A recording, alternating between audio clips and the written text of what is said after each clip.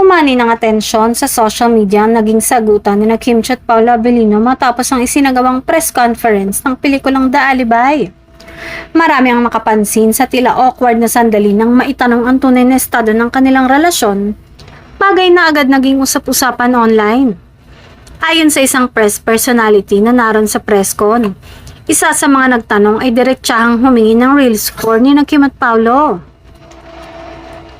Sumagot umano si Paula ng 100% na agad nagdulot ng ingay at kilig sa mga naroon. Subalit makalipas ang ilang sandali, nilinaw din niya na ang kanyang sagot ay hindi isang pag-amin sa anumang relasyon. Ang biglaang pagbawi na ito ay lalo pang nagpainit sa issue.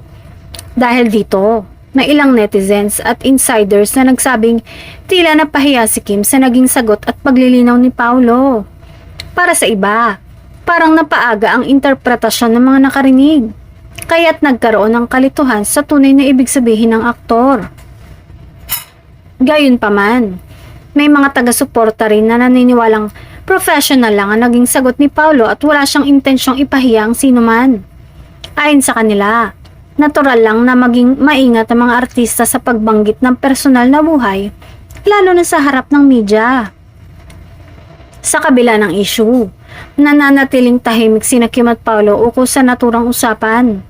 Para sa marami, mas mahalaga pa rin ang kanilang trabaho at ang proyekto nilang The Alibay. At inaasahan ng fans na doon na lang muling mapunta ang atensyon ng publiko kaysa sa mga espekulasyon tungkol sa kanilang personal na relasyon.